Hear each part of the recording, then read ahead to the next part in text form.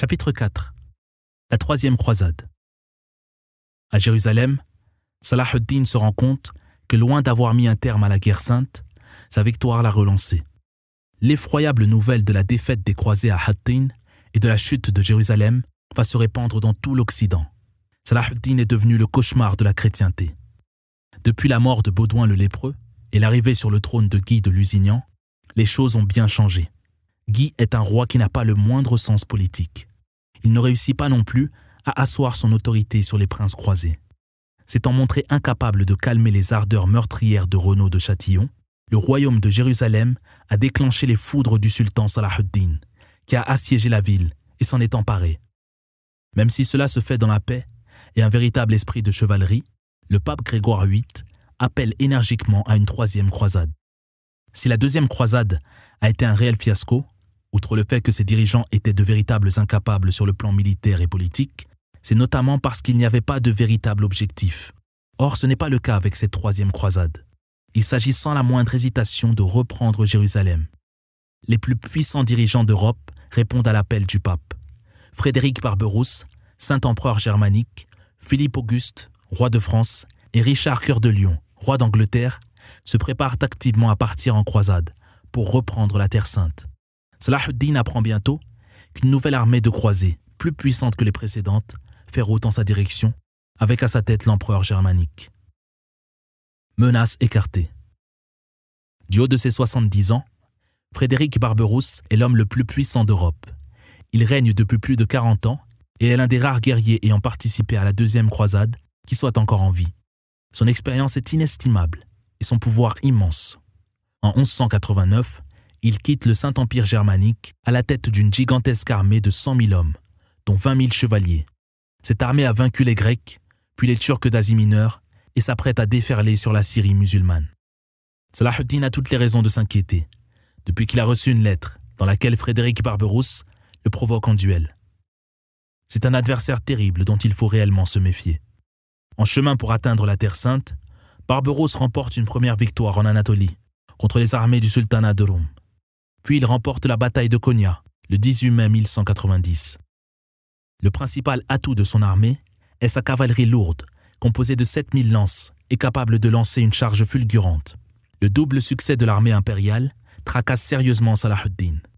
Mais au cours d'un étrange accident, Frédéric Barberousse se noie le 10 juin en traversant la rivière Salef, dans la Cilicie. La majeure partie de son immense armée perd courage et rebrousse chemin. La dépouille de l'empereur est mise à bouillir dans du vinaigre. Ses os sont recueillis dans l'espoir de les inhumer un jour à Jérusalem. Finalement, il y a plus de peur que de mal. Salah ad-Din rend grâce à Allah d'avoir arrêté l'empereur allemand, mais ses généraux le mettent en garde. Les croisés constituent toujours une menace. Un abandon réconfortant. Si Barberousse n'est plus, il reste néanmoins le roi de France Philippe Auguste et le roi d'Angleterre Richard Ier. C'est ensemble qu'ils partent pour la troisième croisade. Car les deux rois ne se font pas confiance. Chacun craint que l'autre n'usurpe ses territoires en son absence. Le roi de France connaît plusieurs mésaventures en cours de route. Il est d'abord surpris par les tempêtes d'hiver en Méditerranée et doit attendre plusieurs mois en Sicile. Sa rivalité avec Richard Ier n'aide en rien et une tension palpable s'installe entre les deux monarques. C'est en 1191 que Philippe peut finalement quitter l'Italie pour accoster à Acre et participer à son siège pour la reprendre aux mains des musulmans. Allant de déboire en déboire, il tombe gravement malade de la suette, une maladie infectieuse qui cause une forte fièvre, une transpiration profuse, la perte des cheveux et des ongles, et dont la probabilité de mortalité est très élevée. Il perd en outre l'usage d'un œil. Le siège d'Acre avance toutefois, et les assiégés capitulent, à bout de source et n'ayant plus les moyens de défendre plus longtemps leur ville. Malgré quelques tentatives de Salah ad-Din, rien n'y fait. Le port d'Acre tombe aux mains des croisés. Mais une querelle dynastique oppose le roi Guy de Lusignan, dont l'épouse la reine Sibylle à qui il doit le trône vient de mourir, et Conrad de Montferrat, qui vient d'épouser Isabelle, la sœur de Sibylle. Cette querelle attise la rivalité entre Philippe Auguste et Richard d'Angleterre. Le premier prend parti pour Conrad, tandis que Richard soutient Guy. Celui-ci étant originaire du Poitou, il est son vassal.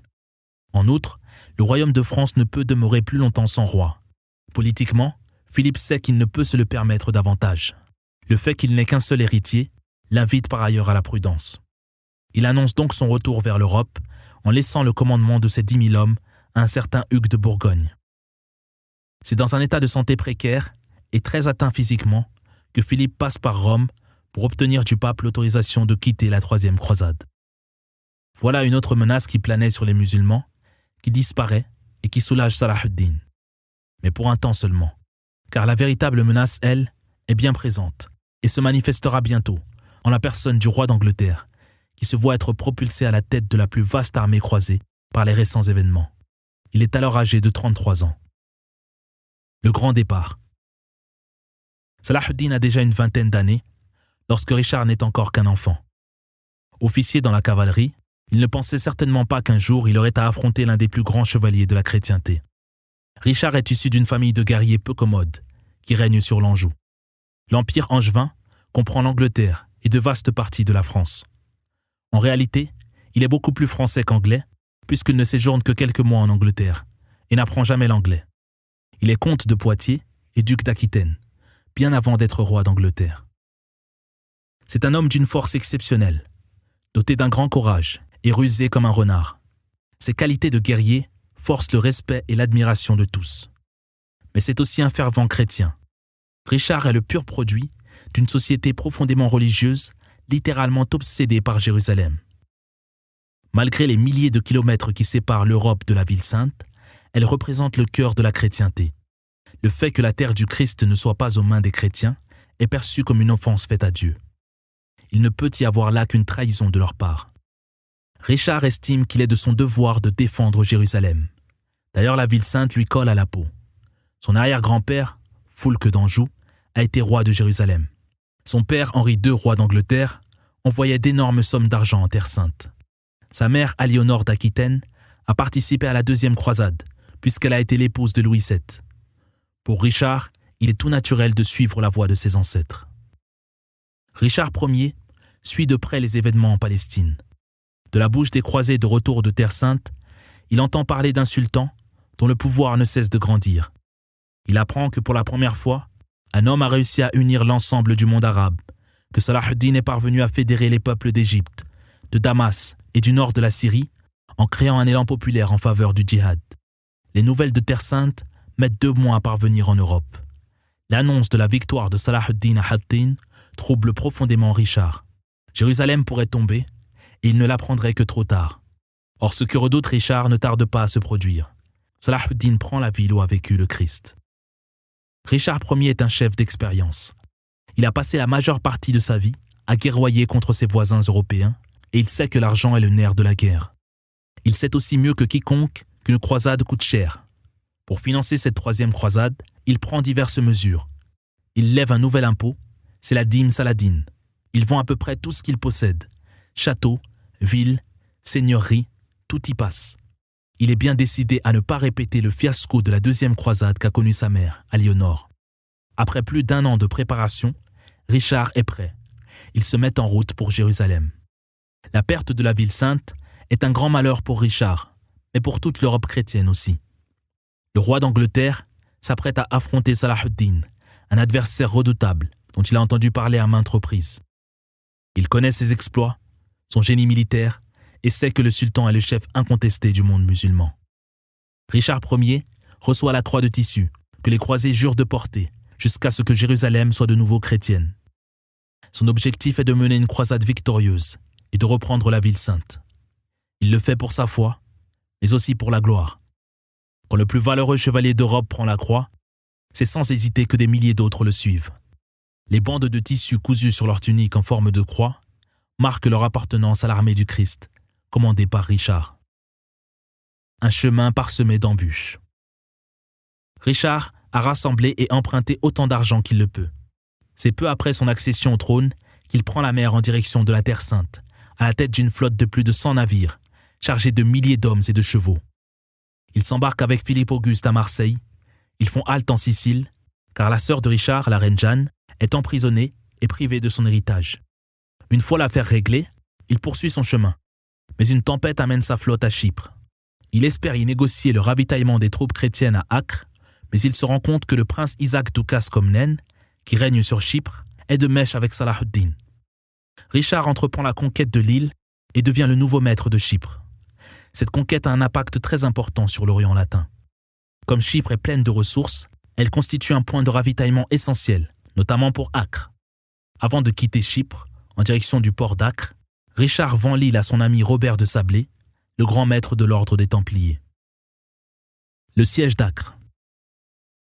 Après la défaite de Hattin, Guy de Lusignan est fait prisonnier par Salah ad-Din. Ce dernier décide qu'il est temps de relâcher son prisonnier.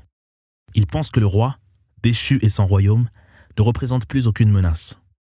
Il stipule néanmoins qu'il ne devra plus jamais porter l'épée contre lui et qu'il devra être son vassal. Mais Guy n'entend pas du tout rester sur la touche et rompt son serment. Il a été humilié et s'est couvert de honte aux yeux de la chrétienté. Il a perdu Jérusalem. Pour redorer son blason et recouvrer sa réputation, il doit frapper fort. Il a l'idée audacieuse de prendre la ville d'Acre, le port le plus important de la région. Il réunit alors ses quelques chevaliers et l'assiège. Peu après la prise de Jérusalem, le port fortifié d'Acre est tombé aux mains de Salah ad-Din. Les chevaliers chrétiens qui ont survécu aux batailles de Hattin et de Jérusalem se sont regroupés à 150 km au nord de la ville sainte. Guy de Lusignan veut en faire son nouveau royaume avec l'aide d'une armée de 400 chevaliers et de 7000 fantassins. Il ordonne à ses troupes de se déployer en cercle. Les défenseurs musulmans bombardent l'armée chrétienne pour la repousser. La nouvelle du siège parvient à Salah ad-Din, qui fonce sur la côte avec son armée pour défendre la ville et encercle l'armée chrétienne. Dès son arrivée, les assiégeants ne peuvent plus effectuer de percées, mais les croisés ont fortifié leur position et il ne parvient pas à les déloger. Il décide donc de les assiéger à leur tour et de les affamer. Durant 2 longues années, musulmans et chrétiens vont se livrer bataille pour Acre. Du côté des croisés, le siège de Salah ad-Din les empêche de se ravitailler. La faim est insoutenable. Les chevaux déjà abattus pour leur chair, les chrétiens en sont réduits à présent à manger des végétaux. La famine et la maladie font des milliers de victimes. Le désespoir pousse des soldats à déserter, tandis que d'autres choisissent plutôt de se convertir à l'islam. Petit à petit, les croisés sont en train de lâcher prise. Guy de Lusignan sait que pour sortir de cette impasse, il lui faut de l'aide et que celle-ci va venir. La venue du roi de France Philippe Auguste permet de renforcer les chrétiens, mais pas de débloquer la situation, car les musulmans tiennent bon. 2 mois plus tard, Richard d'Angleterre et ses hommes, ainsi que le grand maître de l'ordre des Templiers, Robert de Sablé, arrivent en vue des côtes de la Terre Sainte. Cela fait 1 an que Richard a quitté l'Europe. Sa venue marque un tournant dans la guerre que se livrent croisés et musulmans et galvanise l'armée chrétienne épuisée. Il vient ainsi renforcer la petite armée de Guy de Lusignan et assure aux croisés la maîtrise des mers en interdisant aux musulmans le ravitaillement de la ville par voie maritime.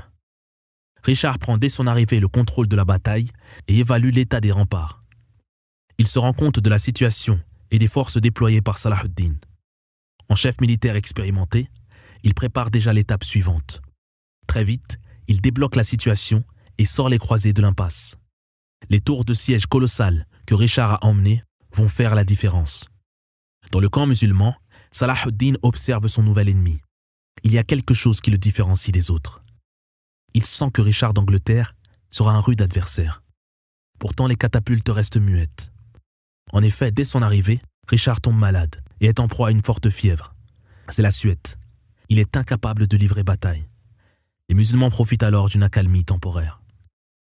À peine remis de sa maladie, Richard lance l'assaut contre Acre.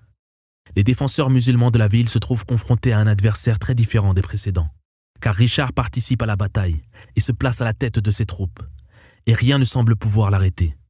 La pression exercée par l'armée chrétienne devient vite intolérable. Salah ad-Din tente une attaque contre les Francs, mais ceux-ci sont solidement retranchés dans leur camp et repoussent les assaillants. Les croisés attaquent le camp de Salah ad-Din, mais aucune des 2 armées n'obtient de succès décisif. Les cadavres s'accumulant entre les 2 camps génèrent des épidémies, et Salah ad-Din, atteint de dysenterie, éloigne son camp pour se protéger des maladies. Les croisés en profitent pour entourer complètement la ville, interdisant son ravitaillement terrestre. Une guerre de tranchées s'installe alors entre les 2 armées. Salah ad-Din décide d'appeler l'ensemble du monde arabe au djihad pour en finir définitivement. Les engins de siège transportés en pièces détachées et remontés à Acre permettent aux croisés d'intensifier le pilonnage du port et de se lancer à l'assaut des murailles. Salah ad-Din doit trouver une parade contre ces tours colossales. Il offre une formidable récompense à quiconque pourra l'en débarrasser. Un soldat originaire de Damas, du nom de Ali ibn Arif, connaît la recette du feu grégeois, un savant mélange inflammable, brûlant même au contact de l'eau. Son effet est dévastateur et réduit tout en cendres sur son passage. Composé principalement de naphte, le feu gluant qui en résulte ne fait pas que se propager. Il colle et enflamme les objets. Les musulmans arrosent l'armée croisée de météores flamboyantes qui font mouche et les tours de siège de Richard d'Angleterre s'enflamment finalement. Le feu grégeois les dévore rapidement. Salah ad-Din offre au petit génie de Damas une solde annuelle, mais celui-ci refuse humblement en déclarant « J'ai agi en vue de l'agrément d'Allah et dans l'espoir d'obtenir la récompense auprès de lui. Je ne désire donc de votre part ni rétribution, ni remerciement. » Privé de ses machines de guerre, Richard doit adopter une autre stratégie. Il veut affaiblir un point donné pour faire une brèche dans le mur et permettre aux croisés d'entrer dans la ville d'Acre. Depuis son camp, installé dans les collines qui surplombent la ville, Salah ad-Din ne peut rien pour les habitants d'Acre, mais il leur interdit de se rendre. Richard multiplie les assauts meurtriers. Les musulmans résistent tant bien que mal. Après plus d'1 mois de lutte, les efforts de Richard finissent par payer. Une brèche est ouverte dans un des murs et les croisés pénètrent en nombre dans Acre. Les musulmans capitulent, épuisés et à bout de force. Richard s'empare de la cité et prend en otage 2700 musulmans, dont près de 300 femmes et enfants. Crime de guerre. Acre est une grande victoire pour les croisés, mais surtout pour Richard. Il vient de reprendre aux musulmans un port d'une importance capitale, premier pas dans sa reconquête de Jérusalem. Le monde chrétien se fait rapidement l'écho de sa vaillance au combat, et il reçoit le surnom de « Cœur de lion ». Le nouveau héros de la chrétienté connaît une victoire décisive dès son arrivée en Terre Sainte.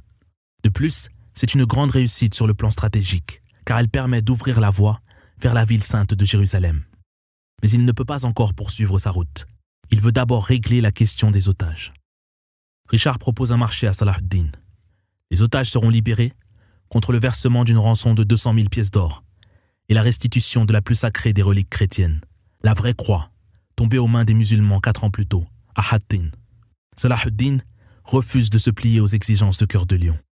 Il espère que les croisés refuseront de marcher sur Jérusalem sans la croix. Les négociations traînent et Richard Cœur de Lion en conclut que Salah ad-Din se sert des otages pour faire durer les pourparlers et user les francs. Bloqué, Richard ne peut poursuivre la croisade. Il doit décider du sort des captifs musulmans. Plusieurs mois se sont écoulés. Dans la prison, les otages espèrent leur libération. Richard finit par perdre patience. Il ne peut rester indéfiniment à Acre. Il décide de reprendre sa marche vers Jérusalem. Garder autant d'otages lui coûte cher en argent et en hommes. Les prisonniers sont un vrai fardeau. Il faut s'en occuper, les nourrir et les surveiller. Et s'il les relâche, ils reviendront sans doute l'attaquer.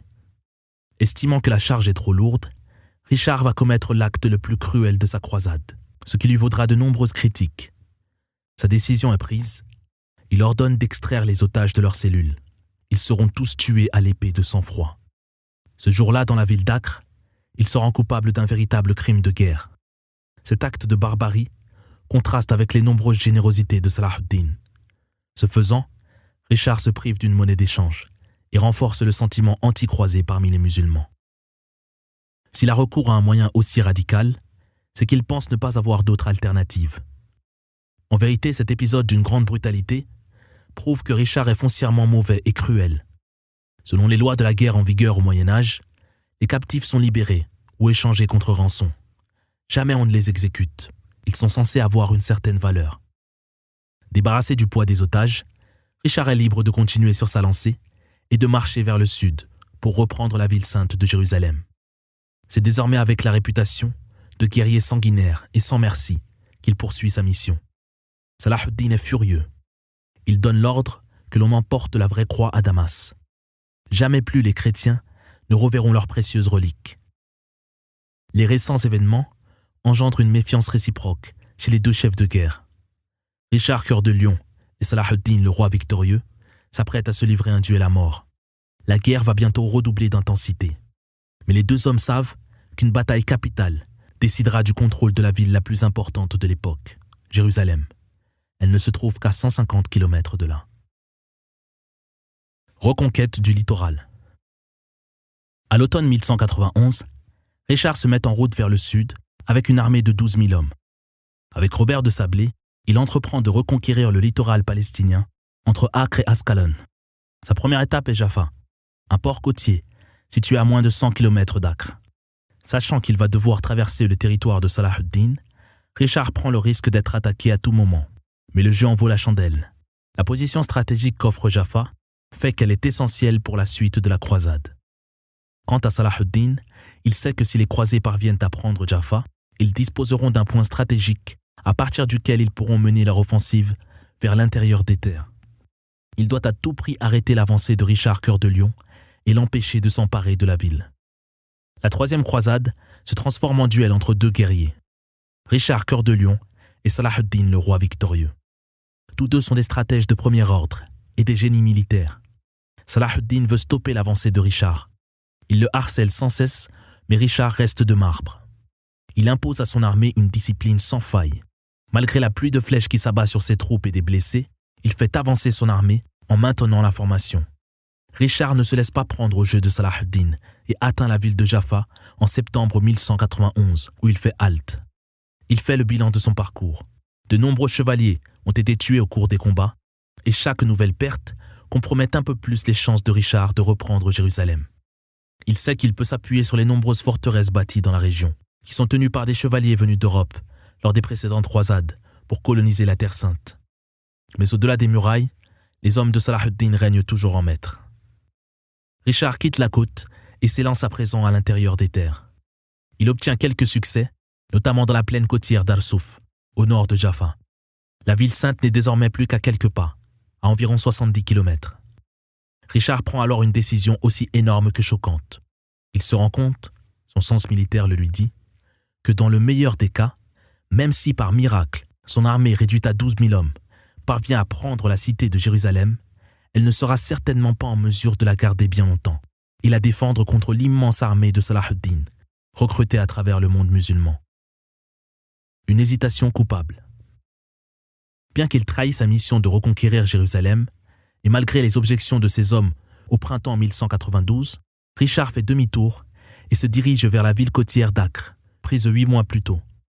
Il repousse l'assaut sur Jérusalem à plus tard et se concentre pour l'heure sur d'autres objectifs, à savoir consolider les cités conquises le long de la côte et préparer le terrain pour une future offensive. L'hésitation de Richard Cœur de Lion permet à son vieux rival Salah ad-Din de reprendre la main. Il répare les murailles de Jérusalem et l'approvisionne. N'ayant plus besoin de protéger Jérusalem, il lance une attaque éclair sur Jaffa pour faire voler en état l'étau chrétien qui verrouille l'accès à la côte. Il assiège la ville et y pénètre bientôt. Mais la citadelle tient bon et lance un appel de détresse à Richard, qui est en chemin vers Acre. Le roi réagit sur le champ et fait voile vers Jaffa. Il déploie ses hommes sur la plage et fait montre de tout son génie stratégique. Les croisés perdent du terrain, mais Richard permet de renverser la vapeur. Salah ad-Din se doit bien de reconnaître que le courage du lion anglais force le respect. Il sait que Richard représente une force militaire de taille. Quant à Richard, il sait que Salah ad-Din est un cas unique dans le monde musulman qui a réussi à unifier un empire. Les deux hommes ont appris à se respecter. Les chrétiens s'efforcent de reprendre Jaffa aux troupes de Salah ad-Din et l'affrontement tourne à la bagarre. La bataille se poursuit, mais les deux parties sont en proie à la lassitude et à l'épuisement. En fin de compte, l'armée de Richard prend le dessus et les troupes de Salah ad-Din se replient. Tractation politique. En fin d'année 1192, les deux armées sont arrivées à une impasse. Réfugié à Jaffa, Richard sent que la réussite de son entreprise est loin d'être garantie. Il ne veut toujours pas marcher sur Jérusalem comme le voudraient ses soldats. En outre, une préoccupation majeure l'inquiète. Son frère Jean sans terre menace de lui ravir la couronne. Richard est soucieux de rentrer au plus vite en Angleterre. Quant à la reprise de Jérusalem, il a la conviction qu'elle ne peut aboutir uniquement par des moyens militaires. Il tente alors une approche beaucoup plus diplomatique et entame des négociations secrètes avec Salah ad-Din. Dans une lettre qu'il adresse au sultan, en faisant appel à sa légendaire générosité, il souligne que les terres sont dévastées par la guerre et que des milliers de vies sont sacrifiées dans les deux camps. Jérusalem étant pour les croisés un objet d'adoration, la ville doit leur être remise. Ce qu'il ignore, c'est que Jérusalem est aussi une ville sacrée pour les musulmans. Elle abrite le lieu à partir duquel le prophète Mohammed, sallallahu alayhi wa sallam, a accompli son ascension vers les 7 cieux, à la rencontre du Tout-Puissant, où tous les prophètes se sont regroupés derrière lui dans une même prière. Salah ad-Din charge son frère Al-Adil de remettre à Richard sa réponse. Il lui explique que Jérusalem compte autant pour les musulmans que pour les chrétiens, et qu'il ne peut par conséquent la lui remettre comme il le demande. En réalité, elle est même plus sacrée pour les musulmans. Il est impensable qu'il puisse y renoncer ou faire des concessions à ce sujet. Cette terre appartient à l'origine aux musulmans, tandis que les croisés viennent tout juste d'y arriver. Richard et Al-Adil sont amenés à se revoir plusieurs fois. Après avoir fait la connaissance du frère de Salah ad-Din, Richard se rend compte que ses adversaires ne sont pas la maudite engeance qu'on aime tant à dépeindre en Europe. Il constate que ce sont des hommes raffinés, qui aiment les chevaux, la chasse et la fauconnerie, dotés d'un grand sens moral, et même davantage que les chevaliers chrétiens. Dès lors, son attitude change. Il ne se rendra plus coupable d'actes barbares, comme le terrible massacre des otages d'Acre. Richard insiste pour parvenir à un accord rapide avec Al-Adil. Il réclame Jérusalem, le territoire à l'est du Jourdain, et la vraie croix que les musulmans ont prise à Hattin. Salah ad-Din refuse en bloc, mais ouvre les négociations. Richard lance alors une offensive diplomatique des plus inattendues. Il propose à Salah ad-Din qu'Al-Adil épouse sa sœur Jeanne, veuve du roi de Sicile, qui l'a suivi dans sa croisade. Richard donnerait à sa sœur les terres sous son contrôle d'Acre à Ascalon, tandis que Salah ad-Din céderait ses possessions du littoral à son frère Al-Adil. La vraie croix leur serait confiée et les prisonniers des deux camps seraient libérés.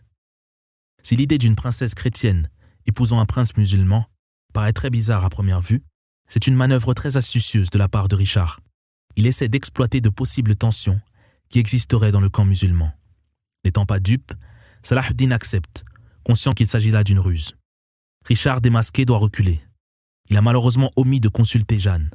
Or, la jeune femme refuse d'épouser un musulman. Étant divorcée, elle espère se remarier avec un membre de la noblesse chrétienne, et elle a compris qu'il s'agit d'une manœuvre purement politique. Quant à Al-Adil, il est impensable qu'il renonce à sa foi.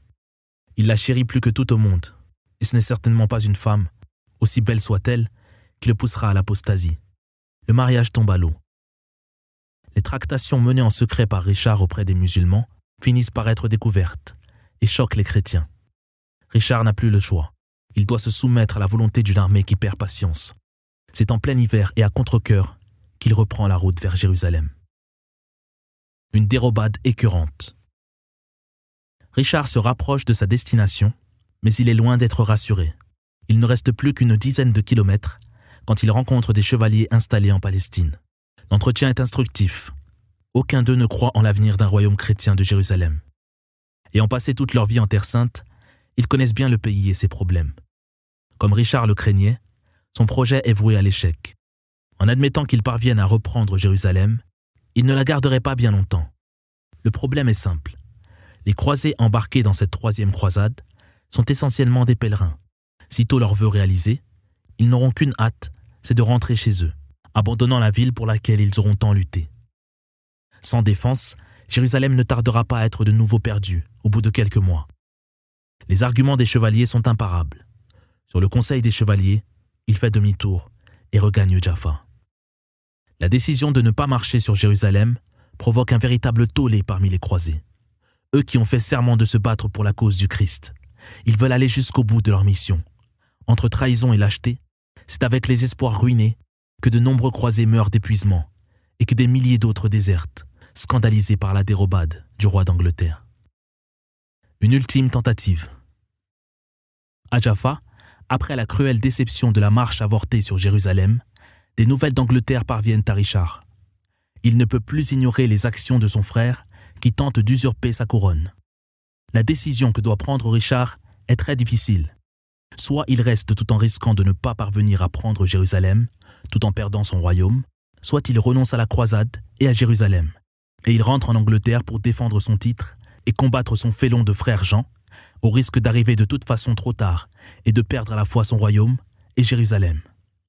C'est un vrai dilemme. Dans un cas comme dans l'autre, il a toutes les chances pour que cela se finisse mal. Les espoirs de milliers de croisés reposent sur la décision que prendra Richard. On lui reproche ses hésitations et on le conjure de ne pas abandonner la cause du Christ. Richard décide de tenter une dernière fois sa chance. Renoncer alors qu'il est si près du but est un acte de lâcheté qu'il ne saurait se pardonner, quand bien même les chances de réussite sont minces. Richard et son armée marchent de nouveau sur Jérusalem. Salah ad-Din se tient prêt à réunir son conseil. L'heure est grave. Tous expriment leur opinion. Le secrétaire de Salah ad-Din propose alors de faire le serment auprès du rocher, comme le faisaient les compagnons, radiyallahu anhum, de défendre Jérusalem jusqu'à la mort. Salah ad-Din, qui observait le silence, le brise, pour donner un sermon resté dans les annales. Louange à Allah, que la prière et le salut soient sur le messager d'Allah. Sachez que vous êtes en ce jour l'armée de l'islam et sa force.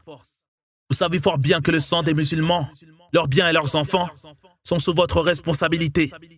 Or Allah, gloire et pureté à lui, vous en demandera des comptes au jour de la résurrection. Quant à cet ennemi, en dehors de vous, il n'est pas de musulman qui puisse le repousser des serviteurs et des terres, si vous tournez les talons. Qu'Allah nous en préserve. L'ennemi roulera sur cette terre, en exterminera les serviteurs, s'emparera des biens, des enfants et des femmes, imposera l'adoration de la croix dans les mosquées et en éloignera le Coran et la prière. Tout cela sous votre responsabilité. C'est vous qui avez à faire face à tout cela et qui avez consommé les biens des musulmans pour repousser leurs ennemis et porter secours aux faibles parmi eux. Les musulmans de toutes les contrées comptent sur vous. Paix. Les lieutenants de Salah ad-Din n'ont d'autre réponse que de jurer solennellement de défendre Jérusalem jusqu'à la mort. Par Allah, dit l'un d'entre eux, aucun d'entre nous ne faillira à vous soutenir jusqu'à ce qu'il meure. Face à leur résolution exemplaire, le sultan est satisfait. Le lendemain, après l'office du vendredi, Salah ad-Din prie 2 rak'at et se tourne humblement vers Allah Azza wa Jal. Il l'implore dans sa prosternation de lui venir en aide. Une fin inattendue. Richard est arrivé. Il établit son camp sur les hauteurs qui dominent Jérusalem. Les croisés aperçoivent la cité pour laquelle ils ont tout abandonné, afin d'obtenir la rédemption. Richard sent que le but de la croisade est tout proche. À la veille de l'offensive, la peur de la défaite face au terrible Salah ad-Din le hante. De nouveau, plus la prise de Jérusalem paraît proche, plus Richard doute de ses capacités à conserver la ville. À quelques kilomètres de là, derrière les murs de Jérusalem, l'inquiétude tient aussi Salah ad-Din éveillé. Lorsqu'il a conquis la ville sainte, il a épargné la population chrétienne. Si Richard s'en empare, il est peu probable qu'il se montre aussi généreux. Les civils savent que le roi d'Angleterre a fait massacrer les prisonniers d'Acre et redoutent de subir le même sort. La réputation de guerrier implacable de Richard le précède. À l'aube, Salah ad-Din et la population de Jérusalem s'apprêtent à subir l'assaut des chrétiens, mais rien ne vient. Rongé par le doute, Richard a une nouvelle fois donné l'ordre à ses troupes de se replier.